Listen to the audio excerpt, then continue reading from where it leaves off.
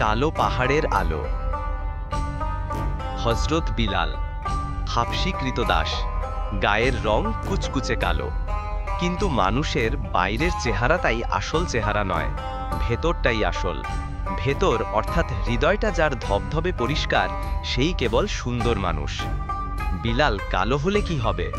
তার হৃদয়টি ছিল চাঁদের মতো পরিষ্কার, জ্যোৎস্নার মতো সুন্দর, সূর্যের মতো উজ্জ্বল, আর তার বুকে ছিল বজ্রের সাহস। সে সাহস ছিল সমুদ্রের মতো বিশাল, পর্বতের মতো অনড়। কালো মানুষের ভেতর যে এত রূপ, এত সৌন্দর্য থাকতে পারে, তা বিলালকে না দেখলে বোঝাই যায় না। বিলালের এই সৌন্দর্যের আসল রহস্য হলো তার বিশ্বাস। তার গভীর বিশ্বাস এবং ভালোবাসা ছিল আল্লাহর রহমতের ওপর, আল্লাহর ওপর, নবীর ওপর। তার সকল আস্থা ছিল আল্লাহর রহমতের ওপর, আল্লাহর শক্তির ওপর। আর নবীকে তিনি ভালোবাসতেন প্রাণ দিয়ে। তার সে ভালোবাসায় কোনো খাদ ছিল না, এতটুকু কৃত্রিমতা ছিল না। তাই ক্রীতদাস হয়েও বিলাল মনিবের রক্তচক্ষুকে ভয় না করে নবীর ডাকে সাড়া দিলেন। ইসলাম গ্রহণ করে তিনি পরম তৃপ্তি এবং প্রশান্তি লাভ করলেন। কেনা গোলাম হলে কি হবে? মনিব তো কেবল একটি মানুষকে টাকা দিয়ে কিনতে পারে, সে তো আর মানুষের হৃদয় কিনতে পারে না। বিলালের মনটাও তার মনিব কিনতে পারেনি। এজন্যে তিনি স্বাধীন ছিলেন মনের দিক দিয়ে, আর স্বাধীন থেকেই তিনি তার একমাত্র হৃদয়টা তুলে দিয়েছিলেন আল্লাহর হাতে, ইসলামের খেদমতে, নবীর ভালোবাসায়। চুপে চুপে নয়, একেবারে সবার সামনে প্রকাশ্যে তিনি ইসলাম গ্রহণের ঘোষণা দিলেন। বললেন, আল্লাহ ছাড়া আর কোনো প্রভু নাই, ইসলাম একমাত্র জীবন বিধান। আর নবী সাল্লাল্লাহু আলাইহি ওয়াসাল্লাম হলেন আল্লাহর প্রেরিত মহান পুরুষ, যিনি সত্যের আলো নিয়ে আমাদের মাঝে এসেছেন। তিনি এসেছেন সত্যের বার্তা নিয়ে, মানুষের মুক্তির জন্যে। হাবশী ক্রীতদাস বিলাল, কুচকুচে কালো মানুষটির এই দৃঢ় কণ্ঠের আওয়াজ তার মনিব শুনতে পেল কাফেররাও।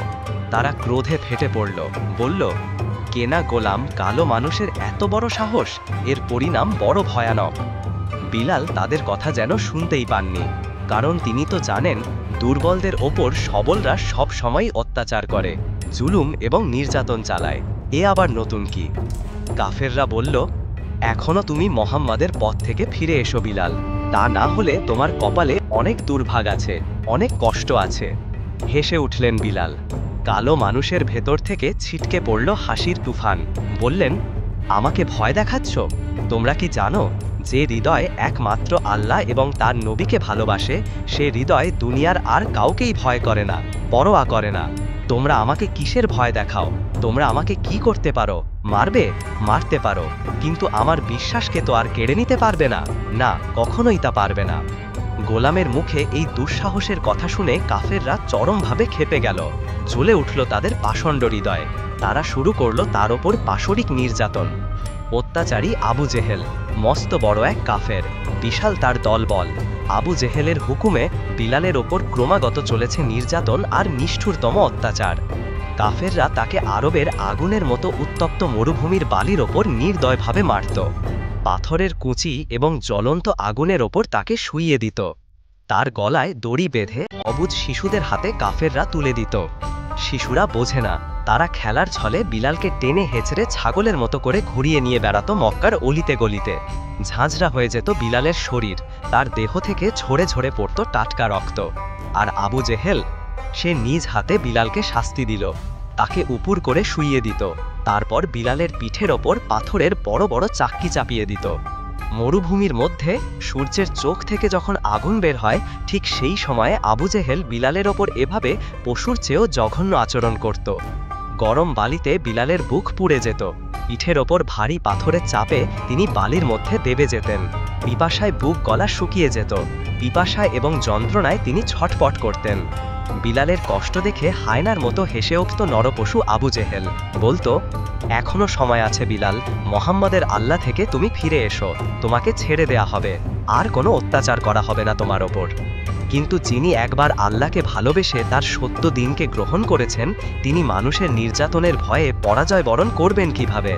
আল্লাহর প্রেমের কাছে, নবীর প্রেমের কাছে এই জুলুম অত্যাচার তো খুবই তুচ্ছ। দুঃসাহসী বিলাল, পর্বতের মতো যার বিশ্বাস, তিনি তার বিশ্বাস থেকে এক চুলও নড়লেন না। বরং আবু জেহেলের সকল অত্যাচারের মধ্যেও তিনি হাসি মুখে জবাব দিলেন, আল্লাহু আহাদ, আল্লাহু আহাদ। বিলালের জবাবে পাপিষ্ট আবু জেহেল আরও বেশি ক্ষেপে যেত, আর সেই সাথে বেড়ে যেত তার অত্যাচারের মাত্রা। কখনো বা গরুর কাঁচা চামড়ায় ভরে, আবার কখনো বা লোহার বর্ম পরিয়ে বিলালকে মরুভূমির মধ্যে, যখন দোজখের মতো সূর্যের তেজ সেই সময় বসিয়ে রাখত। প্রাণবায়ু বেরিয়ে যায় এমন সময় তাকে পাপিষ্ট আবু জেহেল বলতো, এখনো ফিরে এসো বিলাল, আল্লাহ এবং মোহাম্মদের পথ থেকে ফিরে এসো, আমরা তোমাকে ছেড়ে দেব। পর্বতের মতো অনর বিলাল, শত অত্যাচারেও তিনি তার বিশ্বাস থেকে ফিরে আসেননি। তখনও সেই ক্লান্ত মৃত্যুমুখে দাঁড়িয়েও বিলাল হাসি মুখে উচ্চারণ করেছেন, আল্লাহু আহাদ, আল্লাহু আহাদ। ইসলাম গ্রহণ করার কারণে বিলালের ওপর যে রকম অত্যাচার নিপীড়ন নেমে এসেছিল তা এতই মর্মান্তিক যে এখনও মুখে সে নির্যাতনের কথা উচ্চারণ করতেও গায়ের পশম মুহূর্তেই লাফিয়ে ওঠে। অথচ কাফেরদের অত্যাচারের মাত্রা যত বেড়ে যেত, ততই বেড়ে যেত বিলালের সহ্য শক্তি, বেড়ে যেত তার ধৈর্য, সেই সাথে বেড়ে যেত বিলালের আল্লাহ এবং তার নবীর ওপর অপরিসীম প্রেম এবং ভালোবাসা। একমাত্র প্রেম এবং ভালোবাসার জন্যে মানুষ সব ত্যাগই স্বীকার করতে পারে। বিলাল ছিলেন এই চরিত্রের জ্বলন্ত প্রমাণ। তিনি ছিলেন সত্যের এক উজ্জ্বল প্রেমিক পুরুষ। তিনি আল্লাহ এবং তার রাসূলকে ভালোবেসে যাবতীয় ত্যাগ স্বীকার করেছেন হাসি মুখে। আল্লাহর সন্তুষ্টির অর্জন, তার দ্বীনকে প্রতিষ্ঠা করা এবং নবীর সাহচর্য ও ভালোবাসা লাভ করাই ছিল বিলালের একমাত্র উদ্দেশ্য। একদিন বিলালের ওপর অকথ্য নির্যাতনের বেদনাদায়ক দৃশ্য নিজের চোখে দেখলেন হযরত আবু বকর। দেখে তিনি শিউরে উঠলেন। অনেক অর্থের বিনিময়ে গোলাম বিলালকে আজাদ করে দিলেন হযরত আবু বকর। নবীকে দারুণ ভালোবাসতেন বিলাল, নবী তাকেও খুবই ভালোবাসতেন। কালো হলে কি হবে? বিলালের হৃদয়ে যে সত্যের সূর্য ছিল তা তো ছিল অত্যন্ত প্রজ্জ্বল। সে আলোর শিক্ষা বিলালের কালো চামড়া ভেদ করে বেরিয়ে আসত। মেঘ ফুঁড়ে সূর্য যেভাবে পৃথিবীতে ছড়িয়ে পড়ে, ঠিক সেইভাবে। বিলালকেই অত্যন্ত পছন্দ করতেন নবী। তিনি বললেন, বিলাল, আজান দাও, আমরা নামাজ আদায় করব। বিলাল রাসূল সাল্লাল্লাহু আলাইহি ওয়াসাল্লামের নির্দেশে আজান দিলেন। বিলালই প্রথম আজানদাতা, অর্থাৎ প্রথম মুয়াজ্জিন।